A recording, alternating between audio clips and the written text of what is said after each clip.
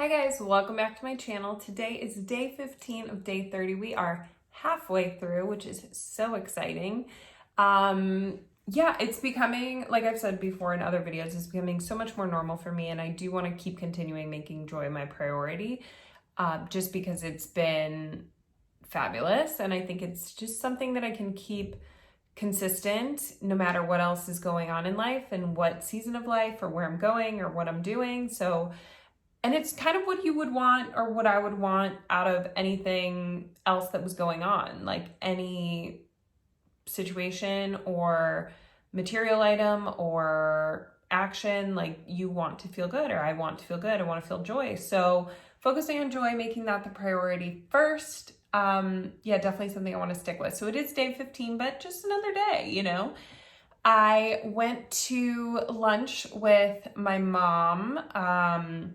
And something I'm noticing about doing the days of joy and days of happiness is that things can happen really quickly. Like, I called my mom and I was just talking to her, and I knew we wanted to go to lunch and go do a little shopping today. And, I knew we wanted to go to lunch and do a little shopping sometime this week. And so I was like, oh, it could be tomorrow, it could be the next day. And then I was like, oh, it could also be today. Like, it just occurred to me that, like, I could go today. It could happen right now. Like, I don't have to wait 1 day, 2 days to do something fun. Like, I could do something fun right now. And it worked out for her and it worked out for me. And so it was like perfect. So we did that. We had such a nice lunch, got coffees, walked around, just looked at clothes. Sidebar, lots of crop tops. I'm not mad at it. I like crop tops. Yeah, lots of crop tops out there. So, went shopping, had a really good time. This morning, I had a chance to utilize the emotional guidance scale by Abraham Hicks. So the theory is that you can't jump from like misery to ecstasy in one move. You can't jump from being depressed to being ecstatically happy. So that's the bad news and the good news. But the emotional guidance scale is kind of the scale from like the best feeling being joy, freedom, love, excitement, to the worst feeling would be like fear, grief, depression, something like that. So all in between, there is a scale of emotions, and the idea being that you can go from lower emotions to higher emotions if you want. So you can go incrementally. So I was just working through, I don't even know where I started on the scale. I think there's 22, let me just check. Yeah, 22 emotions. I don't know where I started on the scale. The bottom half being like lower vibration, less good feeling, and the top half being like really much better feeling. So I just like worked through, and I was like, okay, can I feel a thought that feels this much better and feels this much better and feels this much better and feels this much better, until I got to a really good feeling place this morning. And that was kind of how I started instead of journaling or meditation, although I did have a chance to do meditation later in the morning. I just like really needed to work my way up when I woke up. So that's what I did.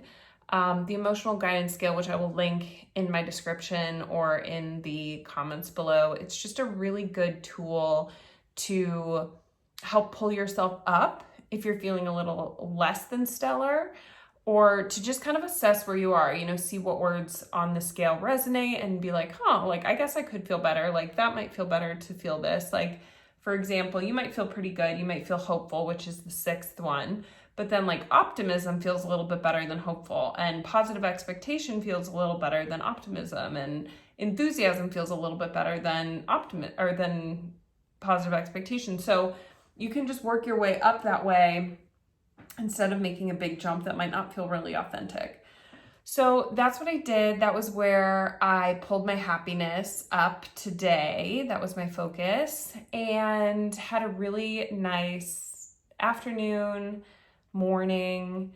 It's a rainy day, kind of chill here. Went grocery shopping to pick up a few things for dinner, and overall just really normalizing the happiness. I think I've noticed too, I can't control or influence or even know what's going on with other people, which can feel, I don't know, like sometimes you just want to help people, or you want to pull them out, pull them to a better feeling place, or tell them to focus on positive things, and like it's out of your control. because they get to choose how they feel and they get to work through their own stuff, and everyone is entitled to their emotions. And I notice that when I'm not feeling my best, I mean, it's very hard for other people to like move me up, you know, like it kind of has to be within myself. And sometimes I'm feeling really good and people can't tell, or I'm feeling really bad and people can't tell, you know, it's just, you just don't know what's going on with someone else. I think there's a saying like, be kind, because you don't know what people are going through. And it's true, like we just don't know what other people's inner worlds are. So happiness is really an individual game. So I've been learning and focusing on that. That all I can do is think about my happiness and not expect other people to be happy, or not expect myself to make them happy. And I think when I look at people like they're less than happy, or when I look at people like they're not capable of figuring that stuff out,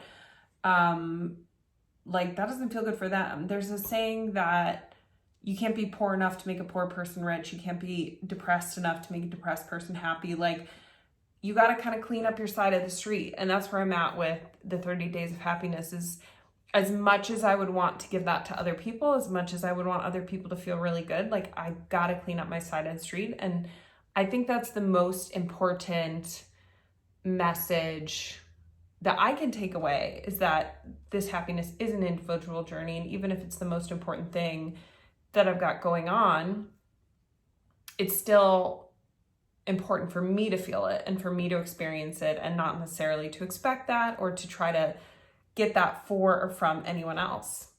So that's where I'm at, day 15, guys. I'm going to link the emotional scale. Let me know if you've ever used it, or if you think it's interesting to just notice like, oh yeah, I guess that feeling would feel a little better. Like, can I think a thought that feels that way? Or notice yourself like moving up the scale a little bit. So let me know in the comments below if you've used that, like it, know how to use it, thought about it before, or resonate with it at all.